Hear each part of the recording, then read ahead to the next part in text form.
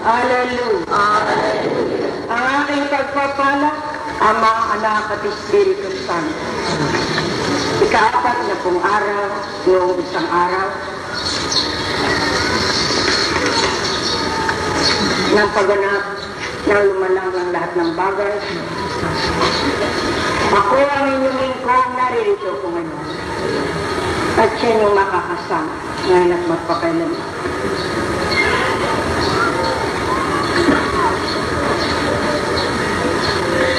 Nalugod ako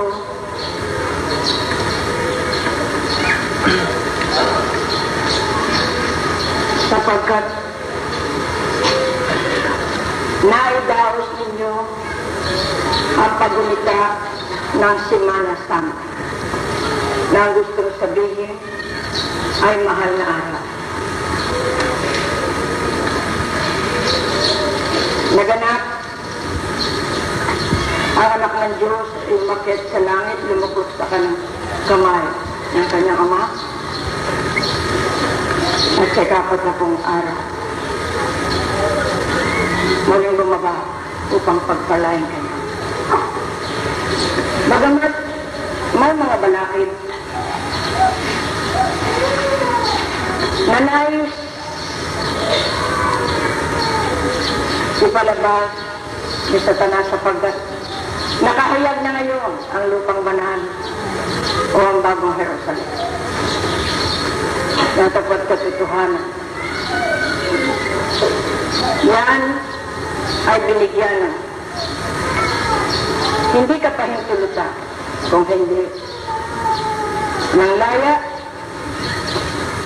upang makita ko ang bawat kalooban ng aking pinagkalooban ng biyayang walang hanggan. Na kung kayo ay nanghihina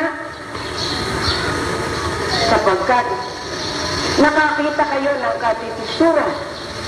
Nanghina ba kayo? Hindi po. Ikaw hindi tunay na magtatagumpay. Walang sino mang maaaring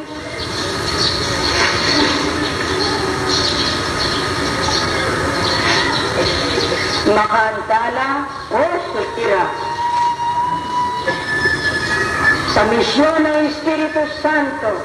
Sisirain ko lahat ang magbibigay ng balakid, subalit hindi kailanman magigiba ang bagong Jerusalem.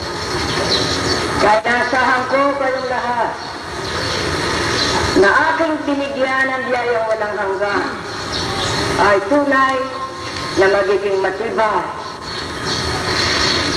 na magiging masikap sapagkat katotohanan kung ano nakasulat, winika ay magaganap. Kaya, mga anak, kayong mga nakaluhod na nais niyong tumanggap ng tatak ng kabanana, pagbabagong buhay. Nalulugod ako sapagkat patuloy kayo nangangalap ng mga tupang ligaw. At ang bawat ligaw na tupang inyong may handog sa akin, tutumbasan ko na walang hanggang biyaya sa lahi niya. At ito ang dapat maganap pagkakasapit ng araw o ng oras na kayo'y tunay na lilustit. Dapat mas marami ang mamamayan sa bagong paraiso na kung saan walang kamatayan o tanang kagutuman. Ito ang aking inilalahad sa inyo simula't simula pa mula ng ako ay gagamitin ko ang katawan ng babaeng ito. At winiwika ko, mapalad kayo, mamamayan ng bansang Pilipinas sapagkat sa bansa ninyo natagpuan ng Santissima Trinidad, ang matibay na luklukan o buhay na sanktuaryo. Bagamat hindi matanggap ng kaparehan ng simbahan ng Roma, subalit Kayo ay tunay na Katoliko sapagkat ang nagbukas nito ay ang Espiritu Santo. Hindi ito sa Roma, si Pablo, na tinatawag niyo sa Pablo, ang nagbalik sa Roma nang makilala niya ang Diyos na nagkatawang tao, tinubos ang kasalanan, nasa katauhan, at nawikain sa kanya, kumayo kayo gawin yung Kristiyano ang lahat ng bansa. Nagpaalam siya, nauna siya sa Roma kung saan pinahirapan ang mga Kristiyano, pinatay. Kung saan nagpasa ng krus, hinatulan ng kamatayan ng anak ng Diyos. Datapot, nang makilala ni Saulo na siyang hintil na pumapatay sa lahat ng Kristiyano, ang inyong Panginoon Jesucristo kasama ang Espiritu Santo, ginawa niyang Kristiyano ang Roma, kaya tinawag Apostolic, Catholic Apostolic Roma, sapagkat Roma. Kaya winiwika ako sa inyo sapagkat ibinukas ko dito. Ang Santa Iglesia Catholic Apostolic, gawin mo sabihin ng Pilipinas, sapagkat ginawa ko sa Pilipinas. Sa Alexandria, ang ibang Apostoles, sa Antioquia, Apostoles ang gumawa. Kaya isa, bakit kailangan maghiwa-hiwalay? Ang dapat ninyong itatwa, yung hindi kumikilala na si Jesucristo ang Diyos, sapagkat yun ang Antikristo. Bakit tatawagin ang Antikristo? Kaya, ang tumawag na Antikristo ay siyang tunay na Antikristo sa misyon ng Espiritu Santo. Kaya hinihingi ko sa inyo lahat upang magtagumpay kayo bansa ninyong magkaroon ng kapayapaan. Kayo man lamang na pinagkalooban ko ng biyayang walang hanggan sa inyo, makita ang tunay na kabananan, ang tunay na pag-ibig sa isa't isa, pagtutulungan. Inika ko kayong ginagawa kong mga bansa upang maging lunggayan o salbaduga ng mga kaluluwang nalulunod. Balik kung kayo ngayon ay magkakahiwa-hiwalay o magkakabutas-butas, may mahuhulog din yan. Kaya kailangan magbuo kayo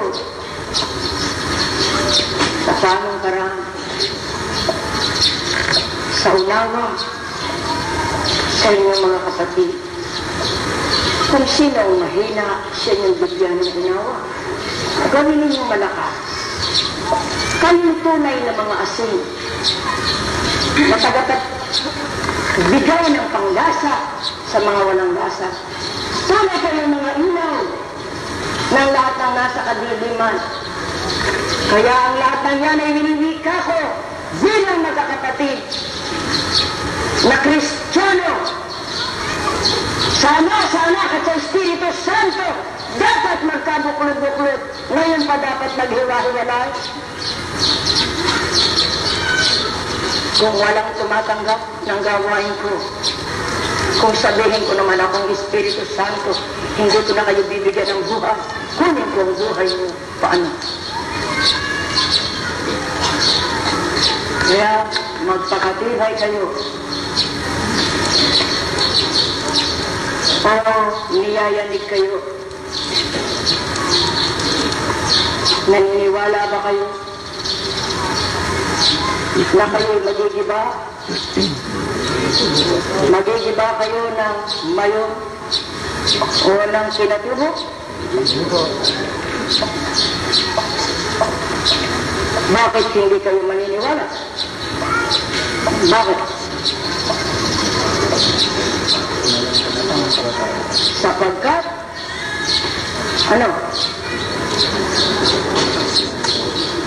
hindi niyo ko kasama. Sapagkat ginagabayan ko kayo at inaalagaan ko kayo. Kaya lang dapat ninyong paalagaan ang inyong pananampalataya. Paalagaan ninyo ang inyong kaluluwa. Kaya kung tunay kayong sumasampalataya sa Diyos Ama kay Jesucristo at sa Espiritu Santo, susundin niyo ang wika ni Jesucristo. Akong buhay at pagkabuhay, ang sumunod sa akin ay hindi mamamatay. Akong liwanag at katotohanan, talunto ninyo ang landas ko. Kayo ay hindi maliligaw. Hindi kayo tatahak sa kadiliman, sapagkat pangungunahan kayo ng liwanag ng katotohanan. Sumainyo ang aking pagpapala, Ama, Anak at Espiritu Santo. May karamdaman kayo. Magdasal kayo. Ialay ninyo inyong karamdaman sa mga kasalanan na nagawa ng mga lahi nyo. Gagaling kayo. Mamamatay man kayo. Matutuhan nyo lamang na ialay ang inyong paghihirap sa kasalanan ng inyong kapwa, mabubuhay kayo. Kung anong naganap nung nabubuhay ako bilang Jesucristo, nagaganap din ngayon at tunay na magaganap, sapagkat ang Espiritu Santo ay siyang simula at siyang wakas. Kaya naniwika ko sa inyo,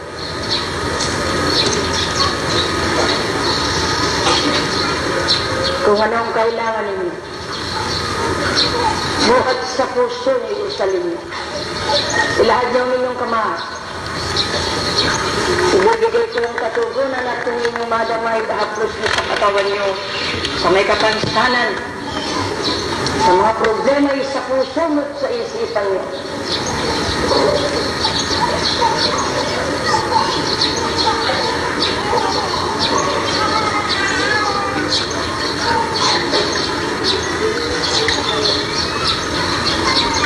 Ako ang katotohanan. Ako ang buhay na walang hanggan. Ako ang liwanag.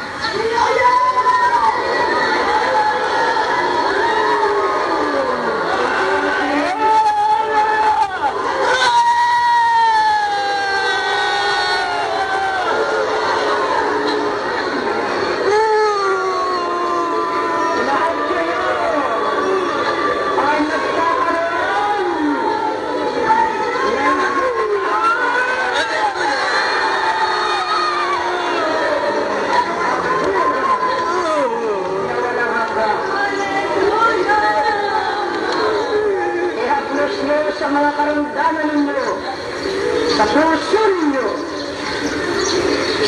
sapagkat ako ang Espiritu Santo, kung paano ko nilagyan ng ako ang ulo ng mga apostolos ko, ganun din ay binibigay ko sa lahat sa inyo. Kaya asahan ko, hindi na kayo magkakasala. Hindi na kayo magaling-laman.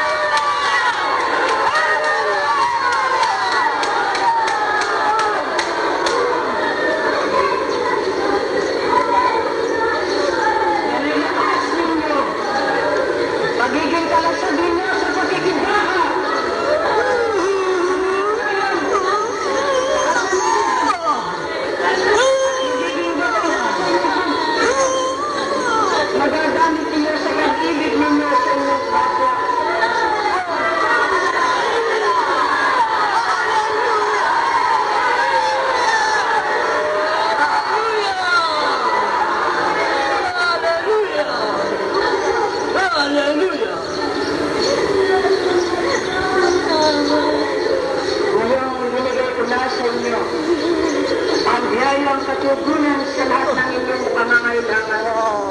Kaasahan ko magiging matibay kayo, masunurin at matapat na mga anak ng Diyos.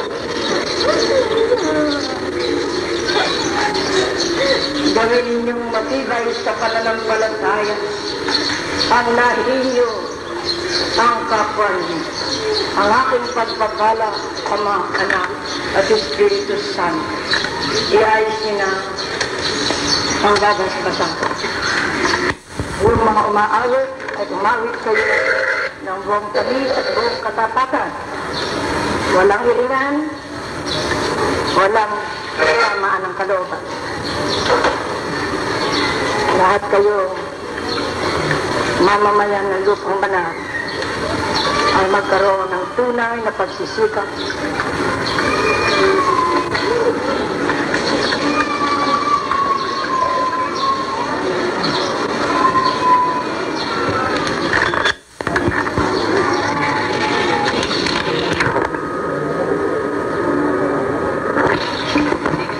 Inuban ko kayo ng tunay na kayamanan. Ang buhay ng kapayapaan, buhay na maligaya, sa isang salita'y buhay na walang hanggan.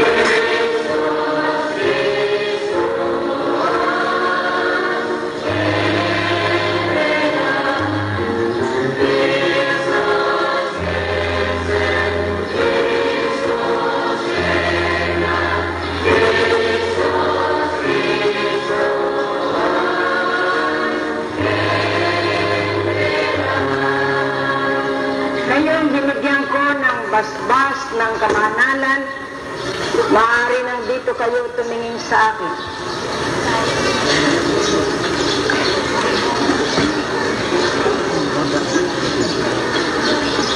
Tinanggap ninyo ang biyayang walang hanggan. Kayo'y binasbasan ko sa ngalan ng Diyos, Ama, Anak at Espiritu Santo, sa pamamagitan ng tubig at apoy. Ang kahalintulad nyo ngayon ay bagong silang. Nanika kong bagong silang, ang bagong silang ay walang bahid, dungis kasalanan. Kahalintulad nito ngayon sapagkat malinis kayo, na ang dahilan sa lahat ng inyong kasalanan ay kinuha ko o alalaumbagan, pinatawad ko. Kaya asahan ko na mula ngayon hanggang kailanman, habang kayo'y nabubuhay, hindi na kayo dapat dumumi. Dudumi kayo kung kayo'y magkakasala. At kapag kayo ay dumumi, nagkasala kayo, katotohanang mapipigtal kayo sa aking katawan. Ako inyong puno, kayong aking mga sanga. Kapag napigtal kayo sa katawan ko, kayo'y mahahalin tulad sa sanga ng mga punong kahoy na nababali. Napuputol ang bawat sangay na tutuyo, at ang bawat tuyong sangay tinitipon upang igato. Ganyan din kayo, igagatong kayo sa kumukulong asupri sa impyerno. Kaya wag na kayong magkakasal. Tunay kayong tutuksuhin ni Satanas sapagkat ayaw niya ng mayroong banal. Na kapag kung inyong aalagatain, ako ay hinugasan, binasbasan ng Espiritu Santo, bakit kailangan ba ako magkasal? Magpakatibay kayo. Bawat isa sa inyo na magiging matibay at masunuri. Hindi 100 kaluluwang buhay ang mahihingi ninyo ng kapatawaran. Maging ang mga may karamdaman sa bisa ng taglay ninyo ngayong kabanalan. Sa kanilang pananampalataya, magpapagaling nyo sila bagamat hindi kayo nag-aral ang agham ng medisina. Ganyang kahalagaan ng binabasbasan ng Espiritu Santo. Ang tungkulin nyo ay magpakita kayo ng magagandang halimbawa na tunay kayong nagpapakabanal at iibigin ninyo ang inyong mga kaaway. Magiging maunawain kayo, kabataan, ni Maria Angelita, Serapines, Quirobines. Kayo ang magtuturo ng isang mabuting anak sa kanyang magulang. Huwag niyo sasabing may basbas na kayo. Wala nang kabuluhan ng magulang nyo. Hindi. Kapag sila'y winala niyong kabuluhan, wala rin akong kabuluhan sa inyo. Ano man ang ginawa niyo, kanino man ginawa niyo sa akin. At tandaan niyo, masakit ang parusa ng tumanggap sa akin ng biyayang walang hanggan. Kaya huwag na kayong magkakasala. At sa pamamagitan niyo, kung tunay kayong magiging tapat, buong mundo man ay magkakaroon ng kapayapaan kung kayong mga pinagkalooban ko ay hindi sisira, hindi magkakasala. Minahal ko ang bansang Pilipinas, sapagkat dito sa Pilipinas ko natagpuan ang aking esposa, si Maria Virginia. Kung walang babae ito, wala kayong tinanggap na biyaya.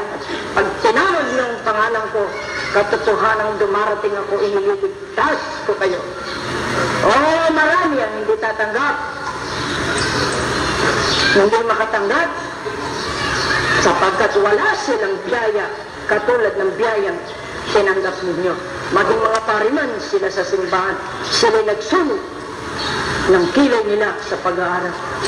Subalit ang matataas ay ibababa ko, ang mababa siyang itataas ko. Kaya asahan ko mga anak, magdasal kayo pagsapit ng 12:00 ng gabi. Kayo'y magninilay.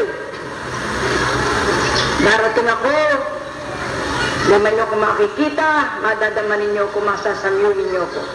Kayo ngayon ay hindi na pangkaraniwang tao sapagkat kayo ay luklukan o kasangkapan ng mga banal na espiritu ipinagkaloob ko. Sa lahat ng sandali magpakabanal kayo, paliligayahin ko ang lahi ninyo. Lahat ng inyong kamay, karagdagang biyaya'y pagkakalog kong muli sa inyo. Haknoin te Domini, et oramit Spiritus Sancte Deo. Pakamahalin ninyo ang mga biyayang pinagkat niyo. Tao darating ang araw, sisik ang bagong Jerusalem, at ang magiging banal, tunay na aking, ay siyang mamamaya. Magiging bagong tao sa bagong Jerusalem. Gloria in excelsis Deo.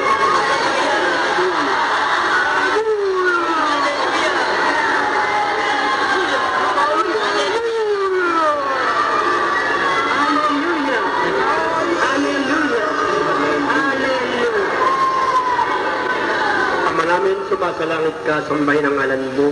Mapasami ang kaharian mo, sundin po namin ang kalooban mo dito sa lupa para ng sa langit.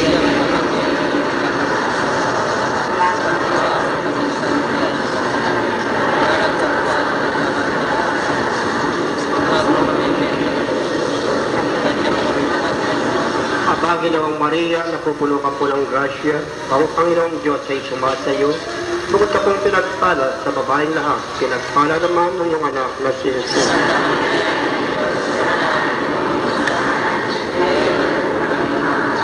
Luwalhati sa Diyos Ama sa Anak sa Espiritu Santo. Virgen Maria Incarnatus, Rex Sancti Pater, Gobernatus Ilium Domine in Cor, Alleluia. Virgen Maria Incarnatus, Rex Sancti Pater, Gobernatus Ilium Domine in Cor, Alleluia. Virgen Maria Incarnatus, Rex Sancti Pater, Gobernatus Ilium Domine in Cor, Alleluia.